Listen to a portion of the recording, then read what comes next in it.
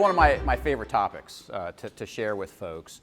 And judging by some of the comments that I heard from all of you, it's important to all of you as well. And when I think about leadership and the challenges that we have running our organizations today, I start to think about the fact that our competition's never been higher.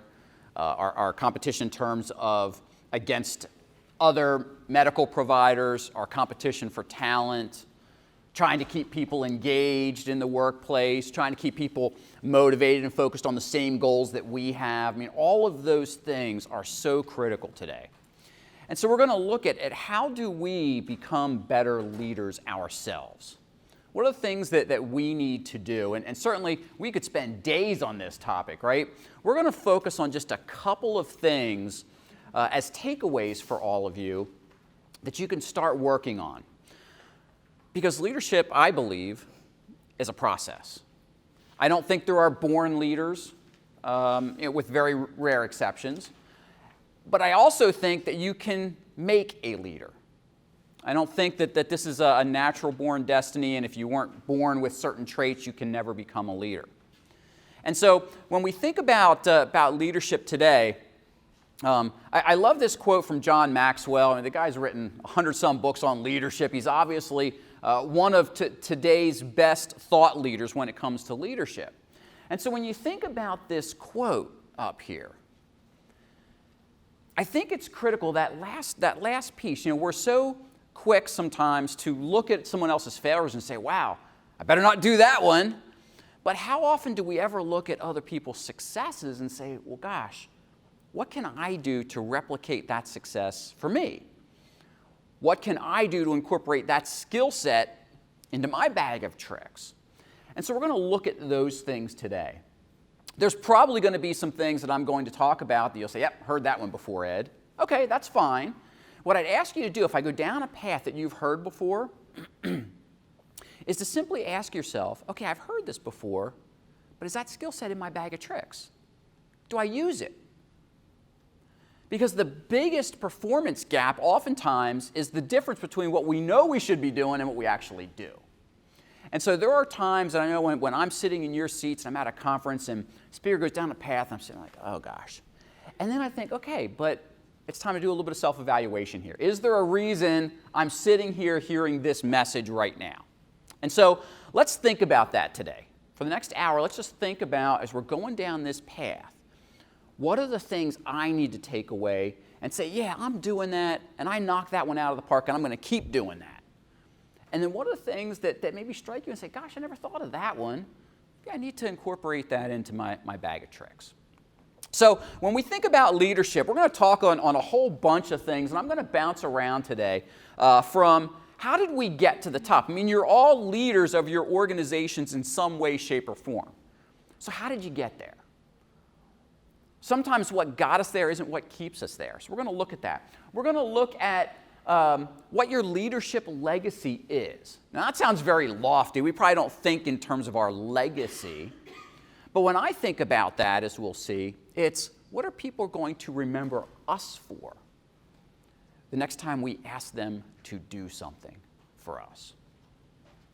And I'll tell you a quick story, and then we're going to hop in. So I'll be honest, I think I did this just out of naivete more than some kind of leadership wisdom. But early on in my career, I started out working at UPS.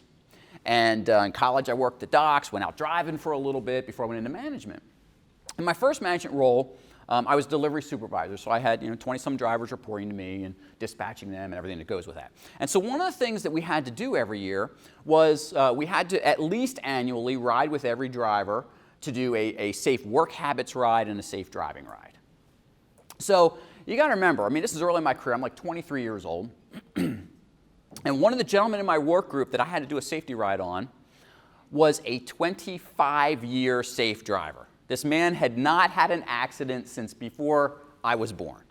And so I'm thinking, okay, what am I supposed to go out and teach this guy, right? This is, if I don't handle this correctly, I'm doomed to fail as a supervisor because, a guy that's been around that long, he had 30 years with the company, 25 years safe driving, he's an informal leader in the work group. So he had a rural route, and so we had about a 30-minute drive out. to the country. And so in that time, and this man, he was a really nice guy. And so as we're driving out, I said, hey, Mel, look, I understand that this is awkward. I'm not sure what I'm supposed to teach you about safe driving. So I've got my checklist here of all the stuff we're supposed to go over, and I'm going to do that. But let's make a deal. I need to learn from you. I need to understand how you've avoided accidents for the last 25 years. Tell me about your near misses. Tell me about the things that you've learned that have helped you be safe on the road so that when I go out with the younger drivers, I can share some of that wisdom with them. It sounds terribly easy, right? And again, I don't think that I'm some great thought leader on leadership, but at the time, I just thought it was the right thing to do. And we had a wonderful discussion that day, and I learned some great on-the-road tips that I started sharing with the other drivers.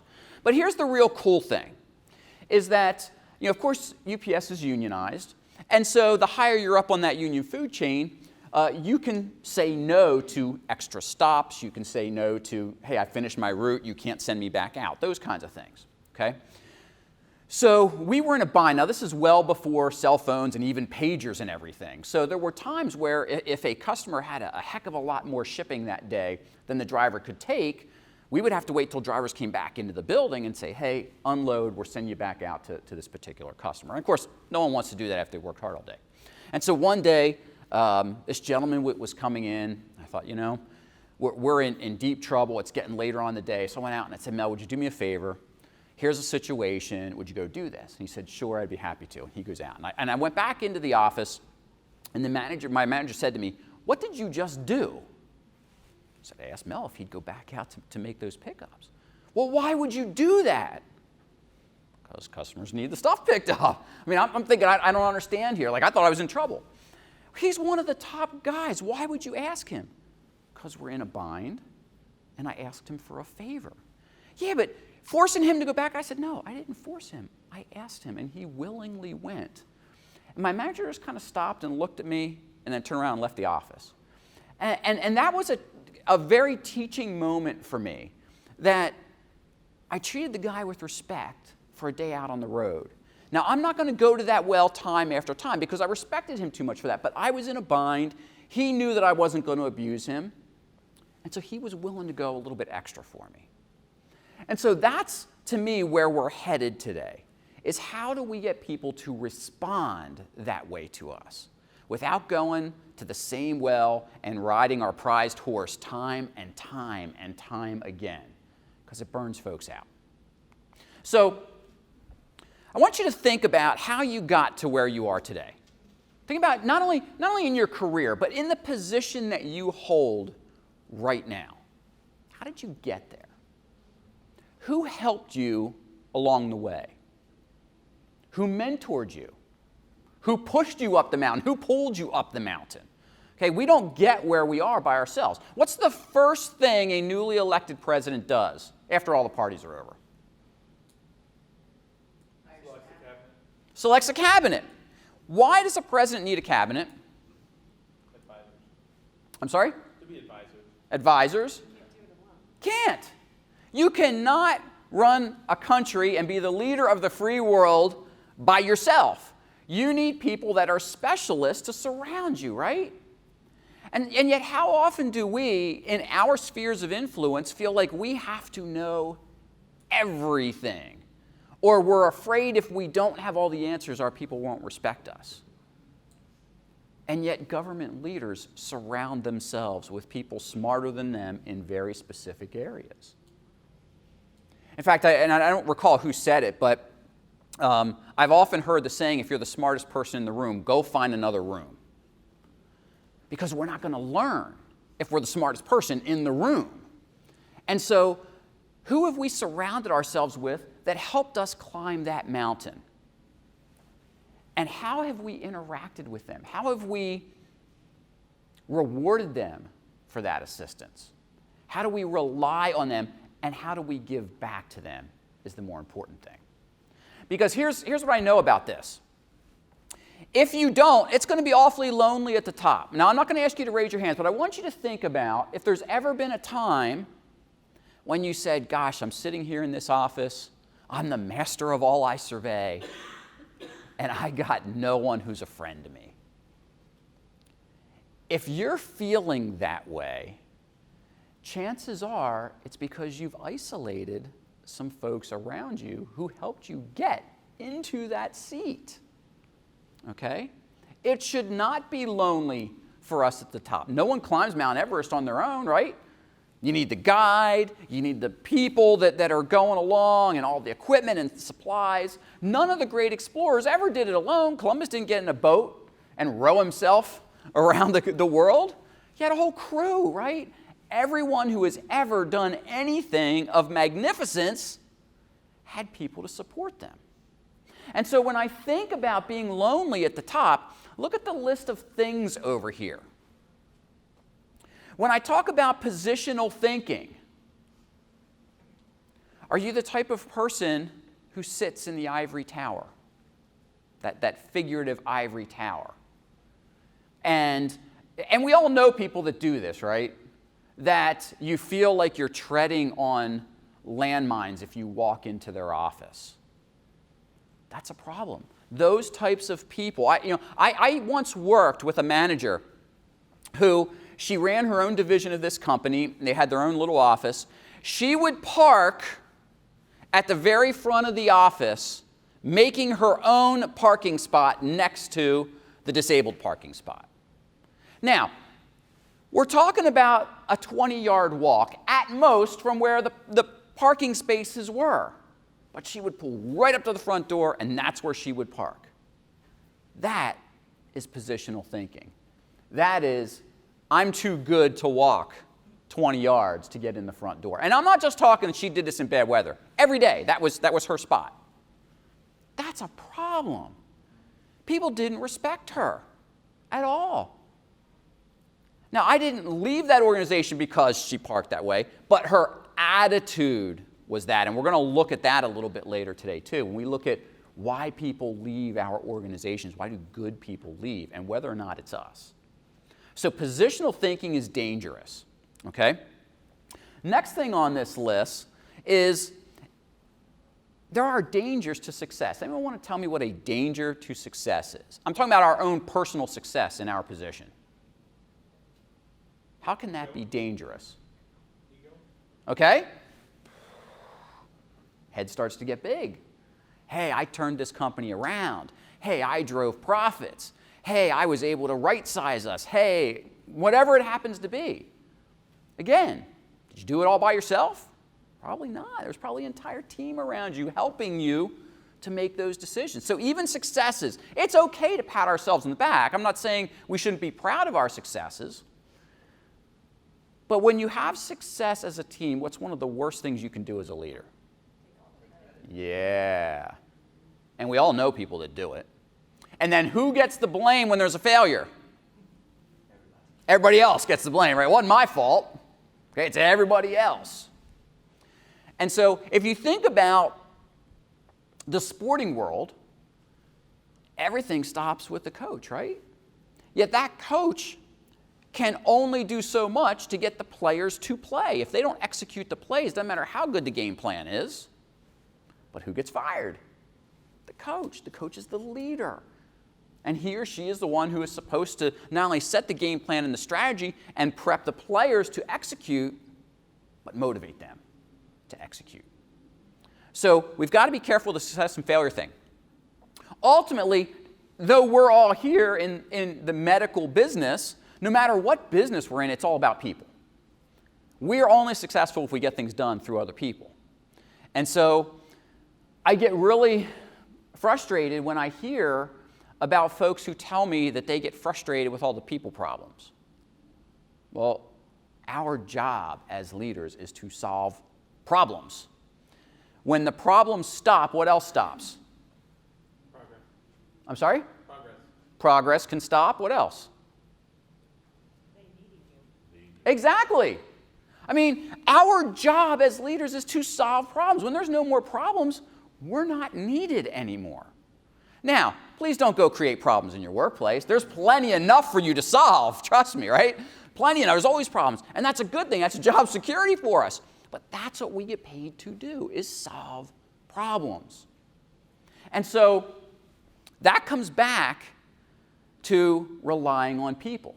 Now, the law of significance, that comes back to one of John Maxwell's books, the 7 Irrefutable Laws of Leadership. And he talks in that book about being significant. And it's all on the theme of we can only do significant things if we've got other people on the train with us. We can't go it alone.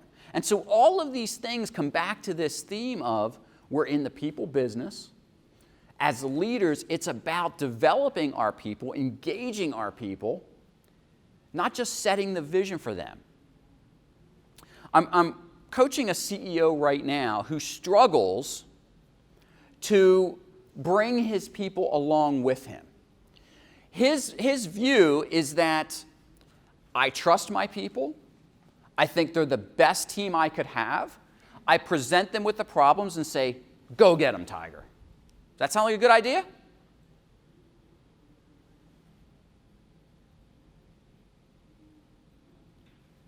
You're saying, well, yeah, but clearly you're asking, Ed, because maybe it's not a good idea, right? So here's the thing. Is empowering your people bad? Nope. Is presenting the problem to them, say, go get them, Tiger, bad? Nope. But what's bad? What's the third thing that needs to be in there? Mentoring. Okay, there's got to be some mentoring. There's got to be some, I trust you to do this. I'm here to help you. Let's get through this together. This gentleman's executive team is floundering right now. None of them are getting a bonus in 2019 because their KPIs, or key performance indicators, have not been met. 3/4 of them have not been met, including the kill switch, which is revenue. Okay? Now, he sat there in our last session and he says, Ed, I want your help with the board because I want to sell the board on why we should still get bonuses. I said, I won't do it. Why should you or the team get a bonus when you didn't meet your KPIs? Revenues are down. There's no money in the pot to fund bonuses. If you give bonuses, what are you doing? Hey, you did a crappy job this year. Thanks. Here's 10 grand. It makes no sense. Why would we do that? Okay? And so this gentleman's challenge is that he is too hands-off. And that is a problem. He's too hands-off. He's not in there with his team working with them on a regular basis to help them solve the problems that he's entrusted them to deal with. That's a problem. So let's take a look at who the toughest person to lead is. How many of you agree that maybe leading yourself is very difficult? Show of hands. A couple of you, okay? So why do you think, Ken, why do you think leading yourself is tough? Well, you always want to do your best, and if you come up short, Okay. you feel like you should be doing better, and you're the leader. Okay. You just want to demonstrate. Okay, and so You got to this position because you're probably one of the better people out there. But so we think we can't fail, or we're not able to fail, or we shouldn't fail. We put a lot of pressure on ourselves. Why else are we the toughest person to lead? We're the hardest on ourselves. We are. We don't listen to ourselves. We don't. Think about this for a moment, okay? If someone on your team fails, you probably hold them accountable for that failure. Maybe you do some mentoring with them. You talk them through the mistakes that they made and what they would do differently. But I'd ask you, how often when you fail, instead of holding yourself accountable, do you rationalize it away? Oh, I didn't hit that target because this happened. Oh, I didn't hit that target because, oh, I've got this derelict on my team. Or I didn't hit that target because. That's why it's such a challenge for us to lead ourselves. And yet, if we're going to be good leaders, we've got to lead ourselves too. And that starts with holding ourselves accountable. I'm amazed at the number of folks I talk with, and they tell me I've got it made because I'm self-employed. I'm like, why? You don't have to report to anybody, Ed. I said, well, I have clients. I kind of got to report to them. I mean, if I don't do my work for them, I'm in trouble. Yeah, but, no one's holding you accountable. I said, you're wrong. I am the hardest critic of myself. Nobody. In fact, there are things that I apologize to clients for. They're like, Ed, no big deal. You fixed it. Yeah, but it wasn't perfect. Yeah, but you fixed it. So what? And so I find that I'm far harder on myself than other people are. But in some ways, that's good and bad, right? We can't be perfectionists because that's problematic. So let's look at this concept of accountability for a moment. So when we lead ourselves, we're looking at self-discipline, okay? Do we do the things that we need to do on a daily basis, on that daily basis? Regardless of how you plan your day, whether you're an I keep it in my head, or you've got it in a planner, or you've got it in Excel or Outlook or whatever you use, do you hold yourself accountable to getting the things done that are going to have the most impact for you? Or are you one of those, well, I'm going to knock out all the easy stuff before I tackle the big thing? Okay? You have to have a style that works for you. But there's a great book out there called Eat That Frog. Have you heard of this one? It's a book about a kind of self-motivation. I mean, eating a frog is pretty gross, right? I mean, could you? And I'm not talking about frog legs. I'm talking about like just grabbing a frog out of the pond. Okay, that would be pretty nasty, right? But the whole concept of this book is if you eat a frog first thing in the morning, how bad could the rest of the day be? Okay? And so the concept is, what do you have to do that may be distasteful, but you've got to get it done today? Why procrastinate? Why not get it done first and hold yourself accountable to getting it done first? Then the rest of the day is just gravy train, right? But it's a cool book. It really does talk about how can we keep from, and I know this morning several of you were in the time management session, and so it talks a little bit about that, and how do you look at the big impactful things you need to be doing and make sure you're doing those each and every day. Okay? Accountability. When we're at the top of the food chain in an organization, who's there to hold us accountable? In your cases, maybe it's the dock owners are holding you accountable, for sure. Okay? Maybe there's a board of directors that holds you accountable. But are you self-accountable? Are you accountable to your executive teams, those that you're managing? Do they have the ability to sit down with you and say, hey, boss, this is going on? You know, last night I was chatting with someone on the cruise boat, and they said that they're still called periodically. The person's retired now, and they still get calls from some of the docks they used to work with. And the one doc was complaining about people were leaving. And she said, well, that's because you're a jerk. Now, she didn't use jerk, okay? But, and he says, wait a minute. And she started to tell him. And he says, why didn't you ever tell me that before? Because I needed the paycheck that you were signing for me. That's why, okay? Do we have enough of a relationship with our people that hopefully they're not going to tell us we're acting like a jerk? Although if we are, hopefully they would. Hey, you're acting like a jerk right now. Here's what needs to happen. But what has to happen before someone feels like they can say, hey, you're being a jerk, knock it off? What has to be in place? Good relationships and trust. I know one of my, I'll bear a skeleton here. One of my biggest faults is when I get under stress, I can get snippy with people. It happens. I know it when I'm doing it, and I can't stop myself, right? It's like the rubbernecking on the highway. We know it's just an accident. We just want to get to where we're going. But what do? We slow down, we look at the accident anyway, okay? But what I've told the people closest to me is that if I'm doing that, please tell me to knock it off. Just say, Ed, you're going down the path again. And I'm very fortunate that those that are closest to me will tell me that. And that's good because it's not their fault 99% of the time that I'm feeling stressed. It's usually I've done it to myself. So why should I be snippy with them? It doesn't make any sense. But I've built enough of a relationship that they can tell me that and tell me to back off. And it's such a great gut check. It's such a great opportunity for me to say, okay, take a breath, step back. You need these people to help you out of this situation. Don't alienate them. So how about followership? I mean, if we're the leader, who should we be following?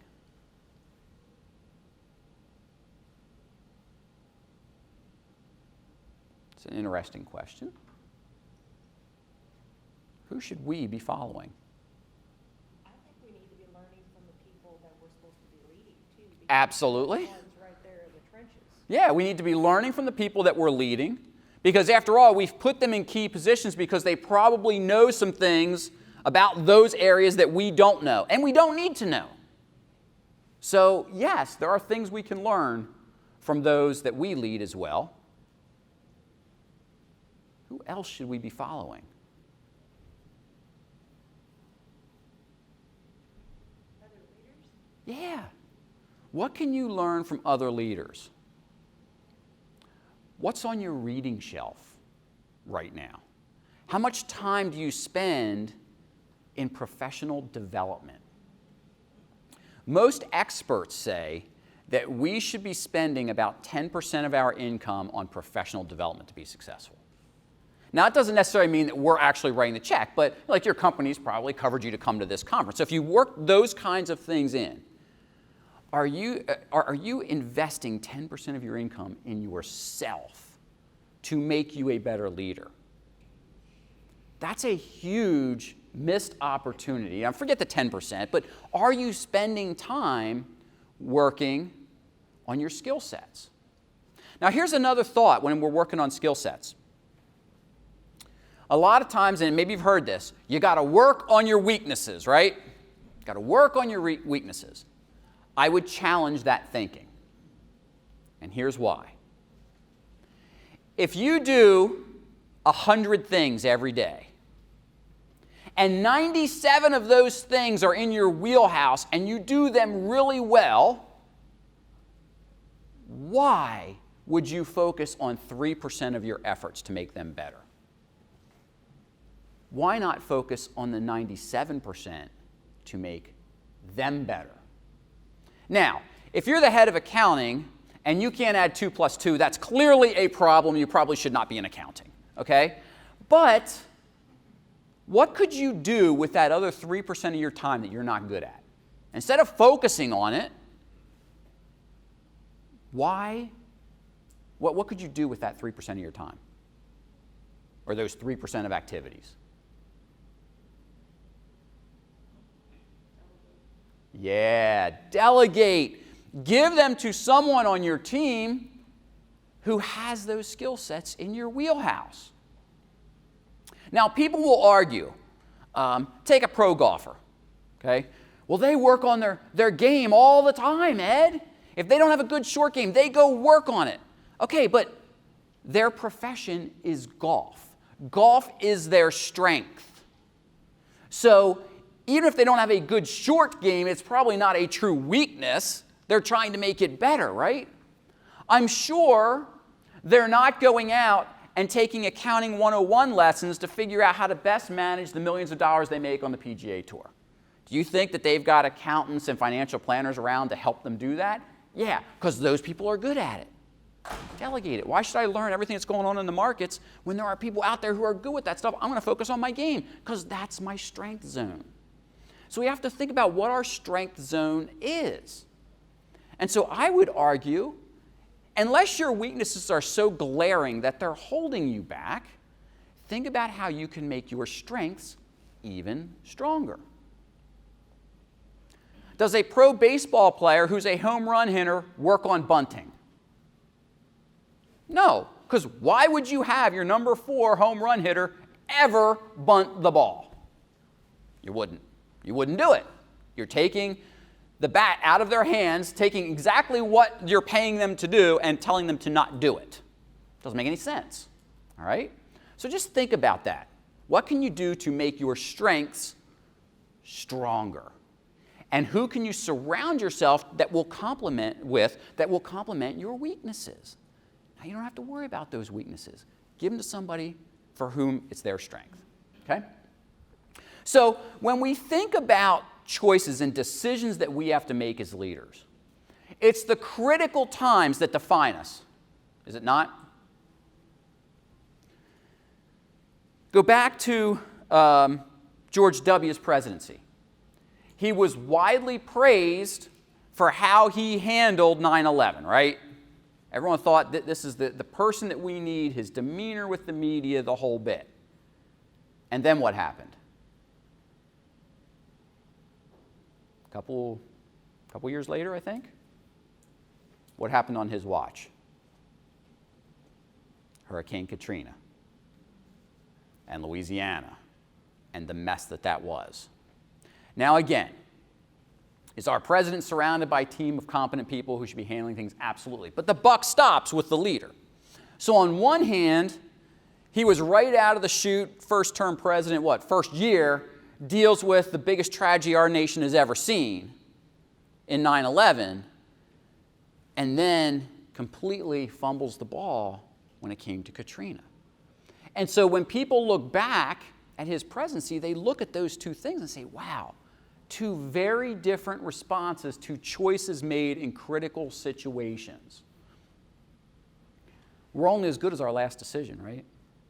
So a lot of times people will talk more, if you read any of the history on him, people will talk more about he fumbled the Katrina response. He probably did, okay? They don't talk about what happened after 9/11. And so we talked about legacy. I'm not saying that we can make the correct decision 100% of the time. Don't walk out of here saying, oh gosh, no, you've got people around you that can help you in those scenarios, okay? So the next challenge we have is criticism, okay? And so in today's social media environment, can you do anything without being criticized? Post the most innocuous tweet out there you could possibly think of. Is there going to be backlash? You could take a picture of this glorious day we've got outside and say, what a beautiful day on the lake. And chances are someone's going to say, yeah, but the humidity's too high, come on. There is always going to be someone to criticize you. So what do you do with criticism?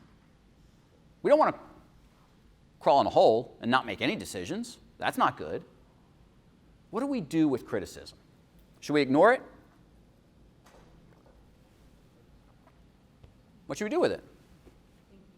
For me personally, I like to learn from it. Okay. Look at that other person's perspective to see maybe where they're coming from. Okay. So who's giving the criticism?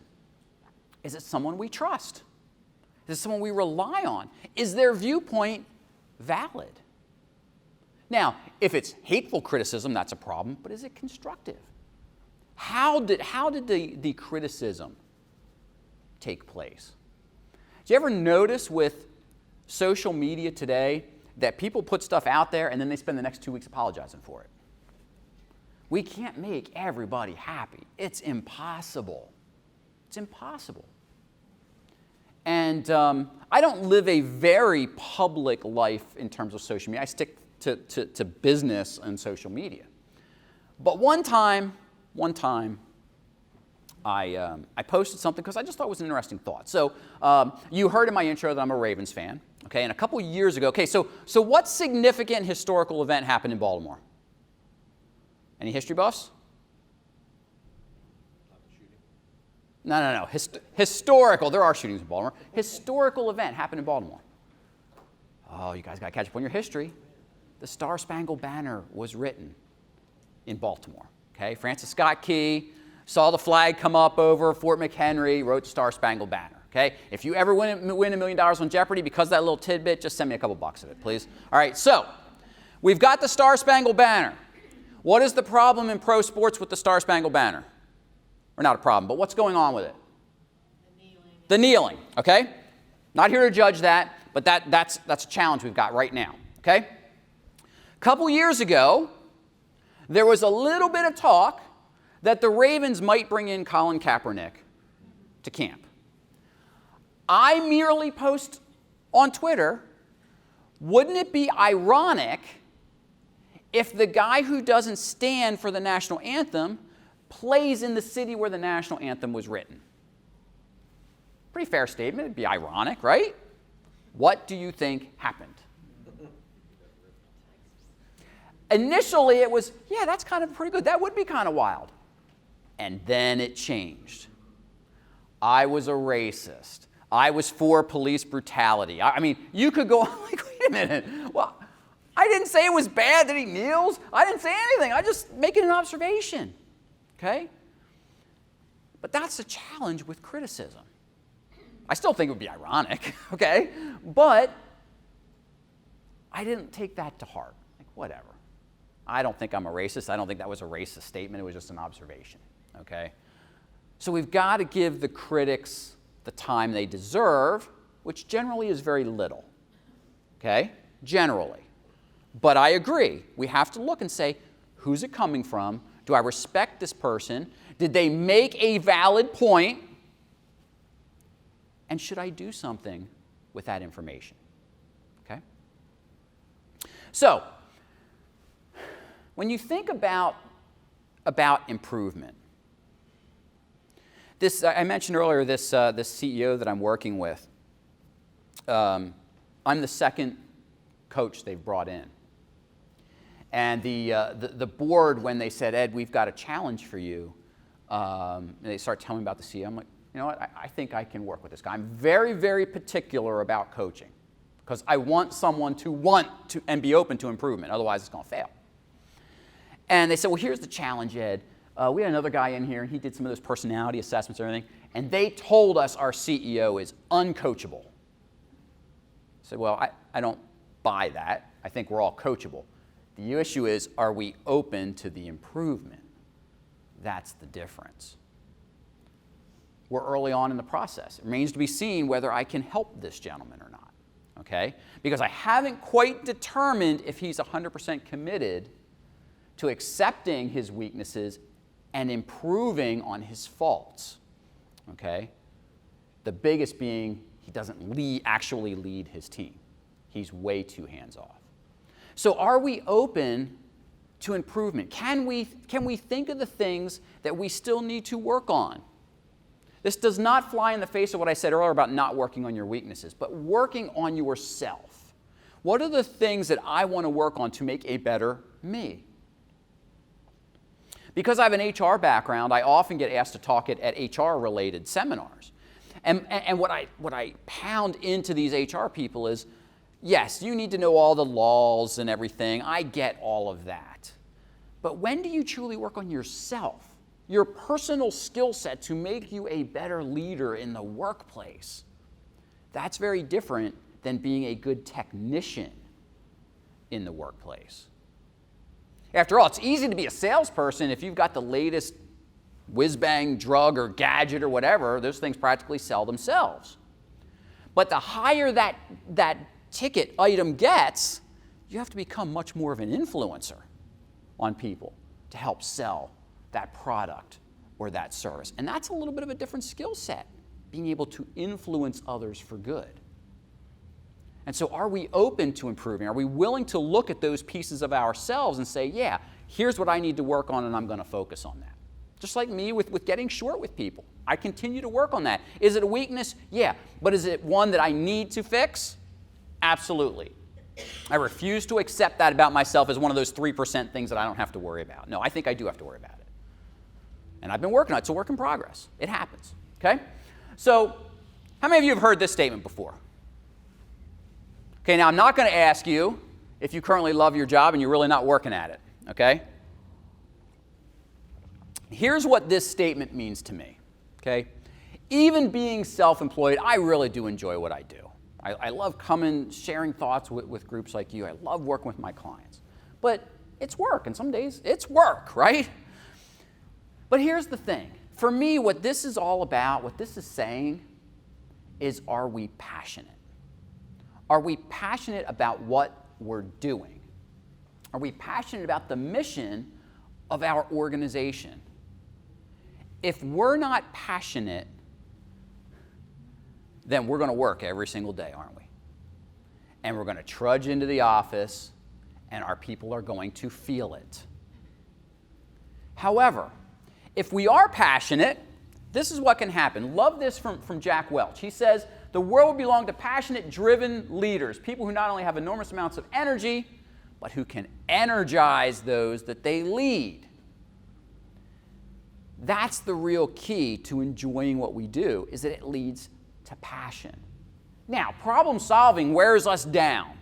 I'm not saying every day you're going to skip into the office and be smiling and yay, hey, okay? We all have our bad days. But does that mean you lose your passion? Does your team sense that you've lost passion? That's what you have to ask yourself. What's it going to take? If you're sitting there right now going, man, he's right, I really don't have any passion. What's it going to take to get it back? Can you get it back? That's probably an even bigger question.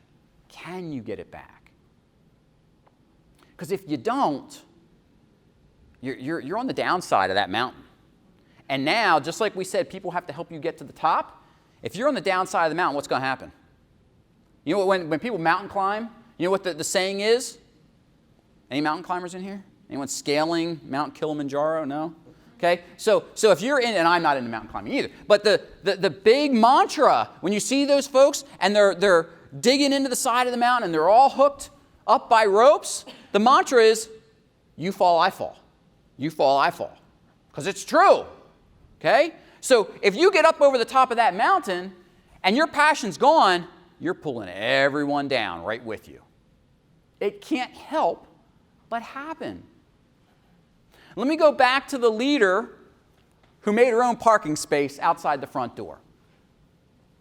Now, I was already losing my passion for this organization and her as a leader, but the final straw for me was a strategic planning session.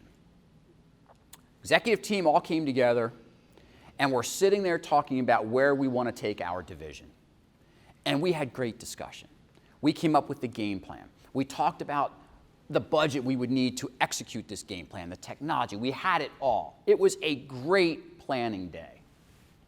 What do you think happened at the end of the day? Yep. She nixed it. She said, yeah, it's good, but we're not going to do that. Okay, wait a minute. You brought us all in here. Now, the office was 2.5 hour ride for me. I was a remote employee. So, I came in the night before. And that was true for several of us, okay? We spent all day brainstorming, coming up with these game plans, with the financials to back up the game plan and what it could do for us. And you just said, nah, not going to do it. Great discussion, good ideas, not going to do it.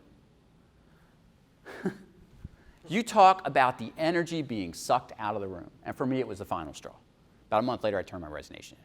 Like, this is, why am I here if, as a leader, she should have sat back and said, okay, these guys have provided every piece of the pie that I would have expected from a rationale behind how we can hit these goals.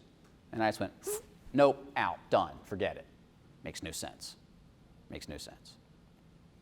So we need to get real, okay?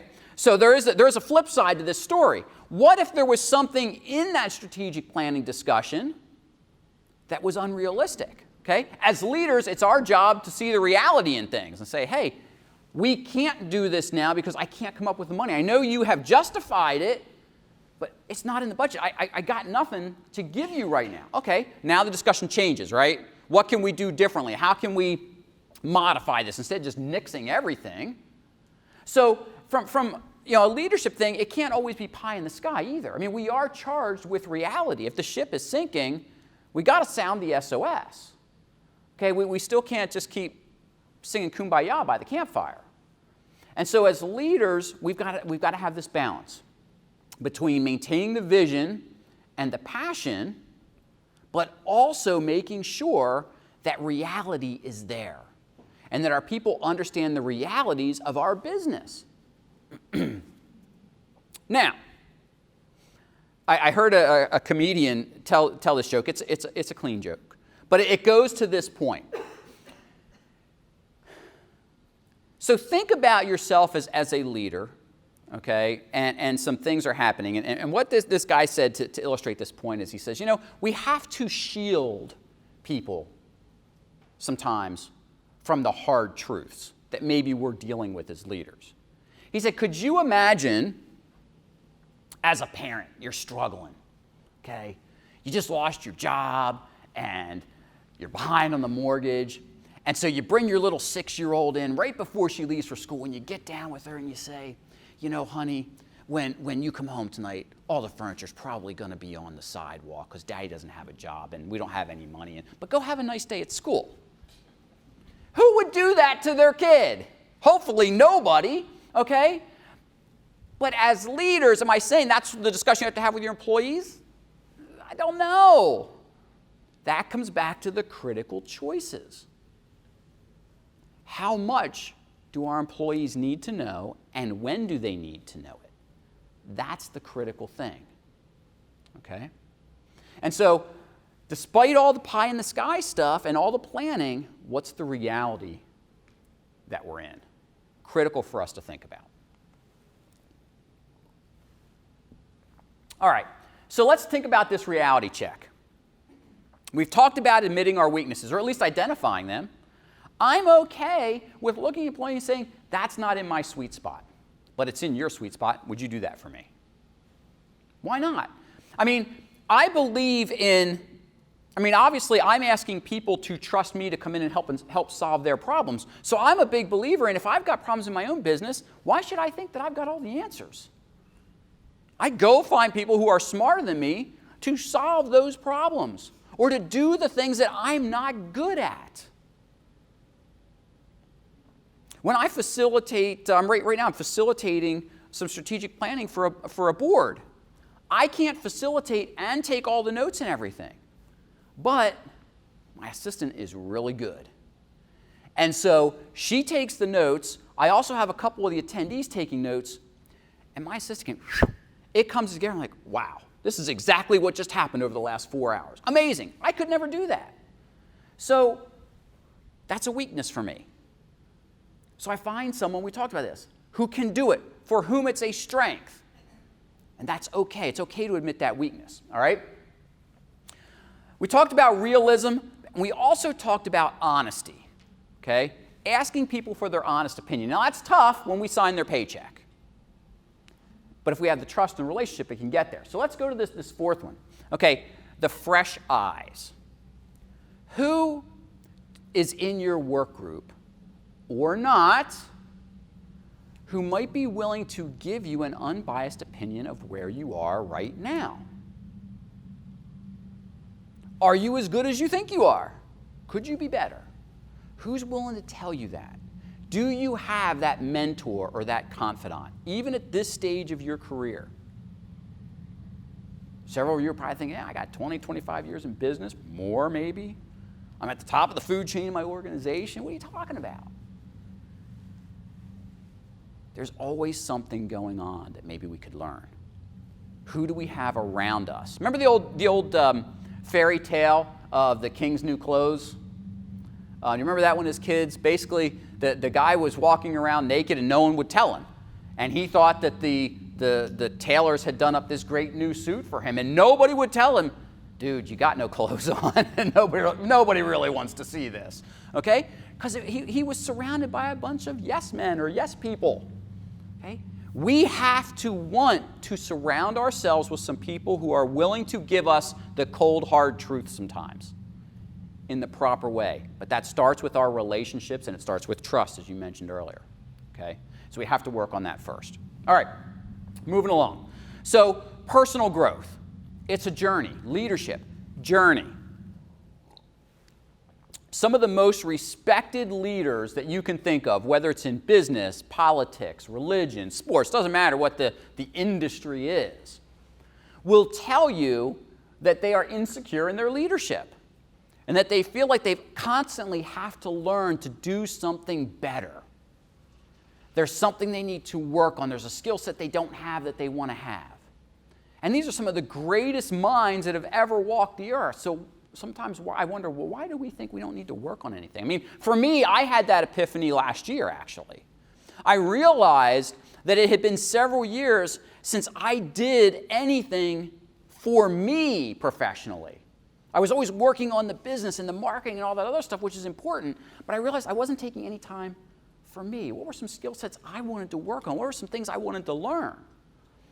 And so one of the things that I wanted to do for me is nearly every day, I love to read, and so there's always fiction books, but nearly every day during lunch, I read at least a chapter of some type of leadership or business-related book that I'm working on. I take, what's it take to read a chapter? 10, 15 minutes while you're eating your peanut butter and jelly. How long does it really take? to expand your horizons. Instead of getting on Facebook and going down that dark hole, okay, or continuing to answer emails while you're eating, take some time. Maybe some of you commute a lot. Get an audiobook. What are some ways that you can introduce yourself to new ideas? How can you make that 10, 15 minutes a day or every other day, just some point to work on yourselves? Are there groups in your area that might cater to CEOs and executives? There are groups out there like Vistage is one that I know is nationwide. There's another one, I think it's called the Executive Council or something, that are groups for executives to get together and talk about their issues and to learn from one another. Maybe just a networking group of some sort. And maybe, just maybe, it's a group of people that aren't in the medical industry.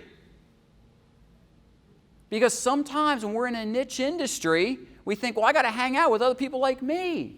But then all you're getting are other people that maybe have the exact same problems and are trying to solve them the exact same way, which doesn't get you anywhere. I am a believer in two things. One, how you run a business is how you run a business. It doesn't matter whether you've got services or widgets or what you're putting out. There are buttons that we push to run a successful business, okay? There are nuances, absolutely. But the theory behind how you run a business is there. The second is people are people. How you manage people doesn't change based on the industry you're in or the level of the person. Doesn't. And I get into debates with folks on this all the time. I actually had a gentleman argue with me. He came up to me. I was giving a talk about how you succession plan in your business. And this guy came up to me and says, Ed, I love what you had to say. Would you be willing to help me? I said, yeah, absolutely. And he says, now, I'm in the plumbing supply distribution business. Have you ever worked in that industry?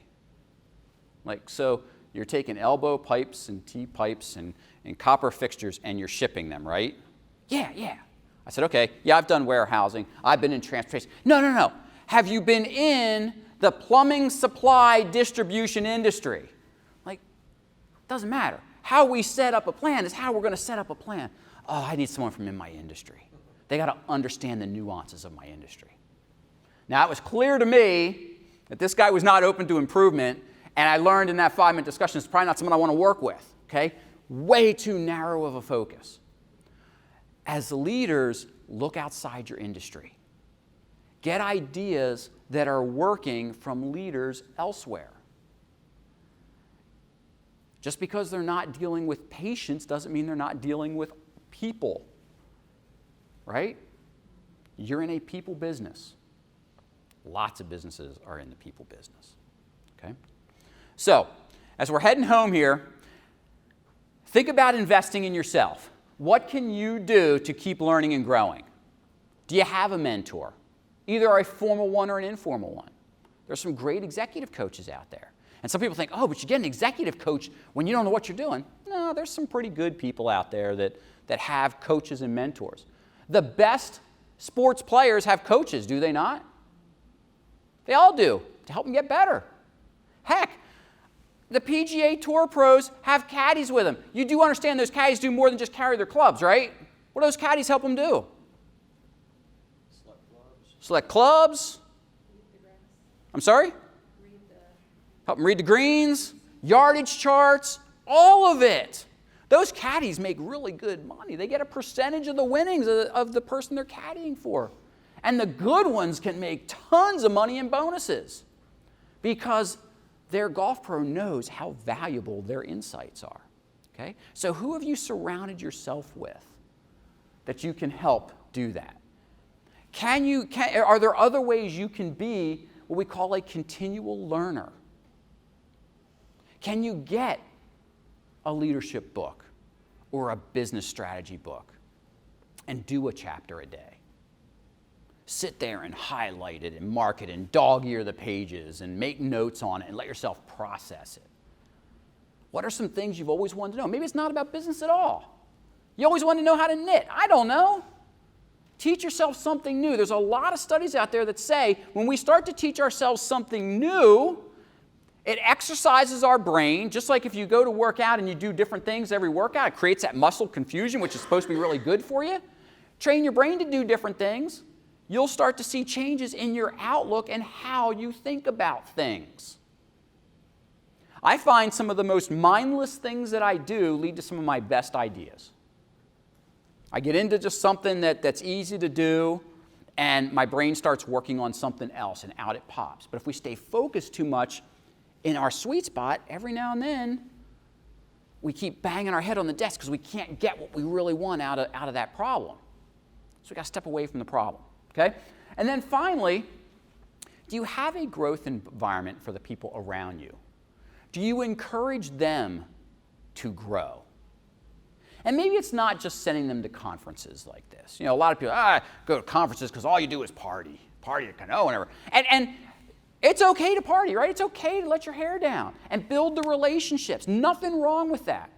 But I know when I used to send my people off,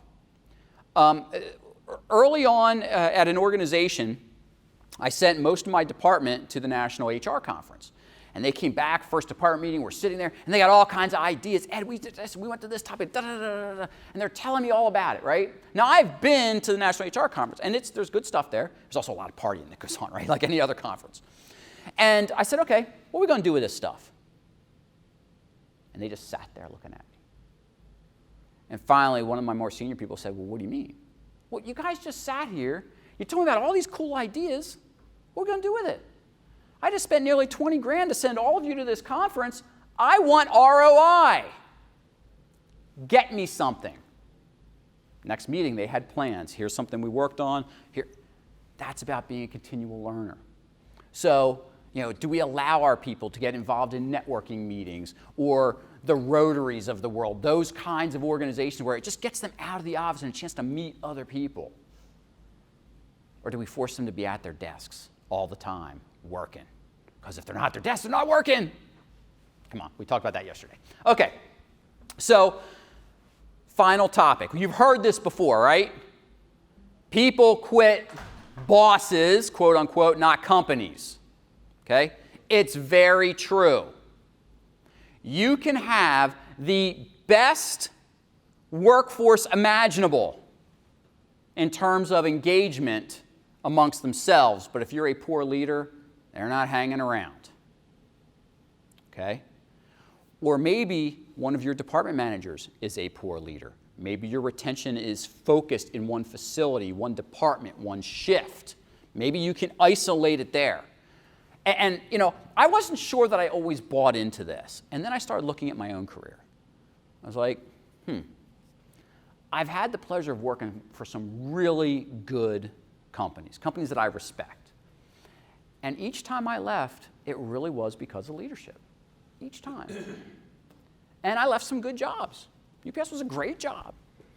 You had to commit a cardinal sin to get fired from that company. A lot of opportunity. That could have been a cradle-to-grave employment opportunity. But I had challenges with the leadership, not so much on the national level, but at our state level. And how things were processed, and how people were developed, and how people were given opportunities. And so I'm willing to bet if you think about your career path, there's probably times where you made a hop simply because it was the right thing to do to advance your career, more responsibility, something along those lines. But how often have you made perhaps a lateral move, and it's been because of leadership, either at the executive level, or department level, or the person you're reporting to on the front lines, whoever it was, okay? And so this is where we have to do a gut check, not only with ourselves, but with our executive teams. Say, are we part of the problem? If we're having trouble getting people in the door and or keeping people, are we part of the problem? And if so, what are we going to do about it, okay? Because chances are, if that's happening, you're one of these four things. You're either devaluing the people around you, which is horrible to do. Absolutely horrible. I think it's one of the biggest mistakes a leader can make, is to devalue the contributions of others and devalue people as human beings. Okay? Maybe you're just downright untrustworthy. That's a close second in terms of one of the cardinal sins, I think, of leadership. If your people don't trust you, you're in trouble. You're soon not going to have anyone to lead. After all, what's the only thing that makes you a leader? There's only one thing. People who follow. Followers, that's it. You know, if you're trekking up the mountain by yourself, you're not a leader. You're just out for a walk. That's it. Nobody behind you. Okay? And leadership's a dangerous thing. There are some really great leaders who did bad stuff in this world. Was Hitler a great leader? Had a whole lot of followers doing really bad things. Okay? So leadership, and we could continue to go on that train of people throughout history who used leadership incorrectly. Okay? And they got toppled because they were untrustworthy and or incompetent. Hopefully you're not incompetent. Okay? And the final thing up there, maybe you're just insecure.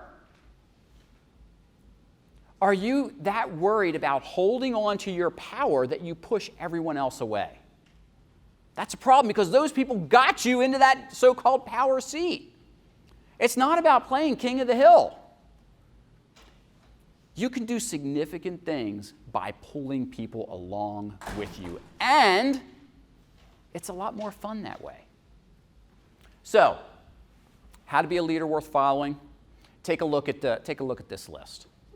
It's the gold in this topic, okay? Work on your relationships with your team and your people. Front line all the way up.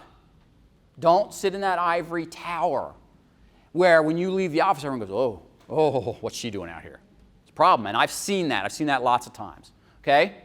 Talk to people who are leaving the organization. They will tell you the honest truth sometimes because they're no longer signing their paychecks. All right? Think about prioritizing your credibility. How can you become a more credible leader in your workplace with your people? What do you need to do in those relationships to make that happen? Can you have a teachable spirit? Are you willing to learn every day? Are you willing to try new things, expand your thinking? So, to end, I love this quote from Jackie Robinson that, essentially, if we don't have an impact on other people, then are we really a person of significance? Our job as leaders is to impact other people. It's that simple. Leadership is all about influence. If we have no influence over people, we are not a leader. We are a position holder with a fancy title on a business card, and that's it. But if we think about the real importance of this quote, and we want to do big things in our businesses and in our organizations, then let's do them through people. And we do that through relationships.